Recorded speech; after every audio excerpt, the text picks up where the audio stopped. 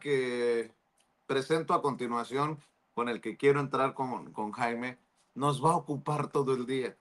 Al rato va a llegar Ricardo Sevilla y te aseguro que va a levantar la mano y va a decir, yo quiero hablar de esto. Este encuentro derechoso, conservador en España, en donde Ciro Gómez Leiva participa como, creo que maestro de ceremonias, participa el expresidente Felipe Calderón, participa también Isabel Díaz Ayuso.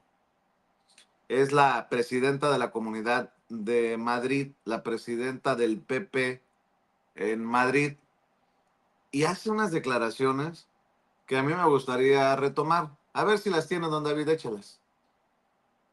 Escribió la recopilación de las leyes de los reinos de las Indias como un monumento literario, un cuerpo legislativo, pensando en el bienestar general de los súbditos del rey, como hijos iguales ante la ley de esta monarquía hispánica y del rey de todos.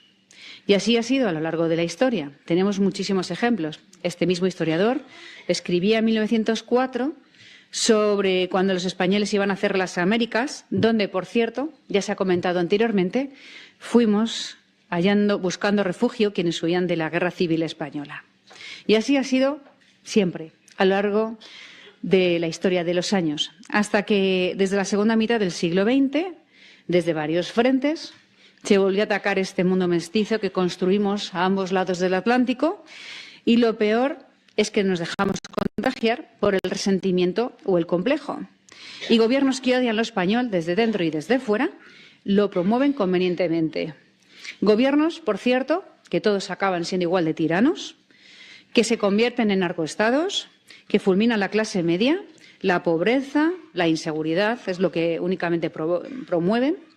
A ver, de acuerdo a doña Isabel, los mexicanos, en su visión, ¿no?, también somos hijos e hijas del rey y tenemos que estar agradecidos. Todavía andan con la daga clavada en España por la petición, la solicitud del presidente Andrés Manuel López Obrador de que España, el rey, se disculparan por las groserías, crímenes que nos cometieron con la conquista o en la conquista. Ah, pero pues el ardido que no era el presidente López Obrador porque no le había contestado el rey. Y estos súbditos y súbditas del rey de España defendiendo a capa y espada la corona española. Y no solo eso, me imagino que doña Isabel, al hablar de estos gobiernos de izquierda, resentidos, hace referencia a los gobiernos de México, ¿no? Al gobierno de López Obrador, al gobierno de hoy, la presidenta Claudia Sheinbaum. Así lo quiero entender. Porque si se refirió a un narcoestado y estaba Felipe Calderón ahí, pudo haber dicho, usted sabe de estas cosas, señor Calderón, pero no lo hizo. A eso me refiero. Pero vaya que si los derechosos y derechosas en España siguen ardidos por la dignidad de un presidente López Obrador, de una presidenta Claudia Sheinbaum hoy, que siguen solicitando respetuosamente que se acepten las tropelías, los crímenes cometidos contra nuestros pueblos,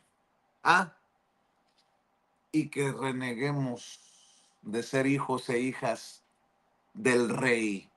Vaya cosa, mi querido Toño. Estamos a 3 de diciembre de 2024 y todavía estos diciendo que somos hijos e hijas del rey. No me la chifles, que es cantada, diría el maestro Zenén Ceferino, Toño. Pero fíjate, sí es una narrativa de la ultraderecha mundial. No la vemos solamente con doña Nati, ¿no? Porque es Isabel Natividad. No la vemos solamente con doña Nati, sino fíjate, hace un par de días, el fin de semana, con la babosada que se aventó el New York Times acá en Estados Unidos, con esa portada tan infame y tan racista, en la que asegura, ¿a quién creen que recluta a los jóvenes graduados de las universidades en México? Sí, los cárteles. Puta madre. Ayer lo platicábamos con el exdirector de Operaciones Internacionales de la DEA, Mike Vigil, aquí en Sin Censura, cómo es que es meramente un discurso racista, un discurso antimexicano, porque, por ejemplo, en el caso de lo que recluta el crimen organizado para ser sus cocineros de estos laboratorios de drogas sintéticas, pues esas personas que no tienen ningún tipo de bagaje en cuanto a la ingeniería química, así lo han demostrado décadas y décadas de historia en cuanto al narcotráfico entre México y Estados Unidos. Ahora también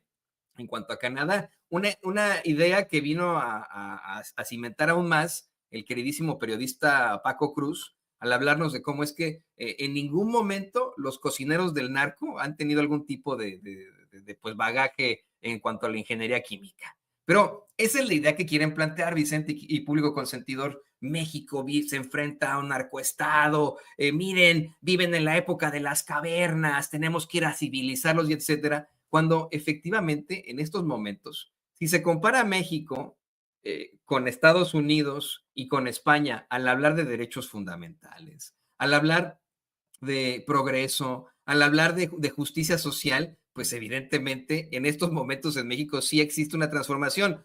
¿Hay violencia? ¿Hay inseguridad? Sí.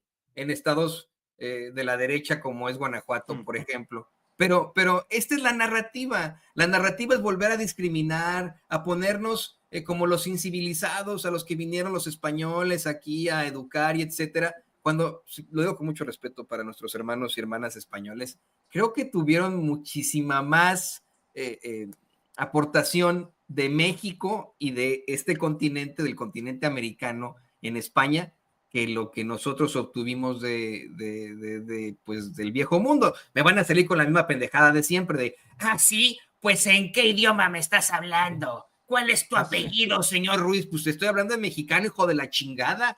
Voy a decir eso hasta el cansancio. Y mira, la lengua y nuestros apellidos hemos hecho nuestros. Por ejemplo, tú eres Vicente el Chile Serrano. El chilito, diría el maestro Jairo Calixto en la parodia que nos hizo. ¿Ayer la viste? Sí, está, hay muy bueno. ¿Se la presentaste a la audiencia de Sin Censura? No nos dio tiempo ahí todavía, pero quienes la puedan. Al rato,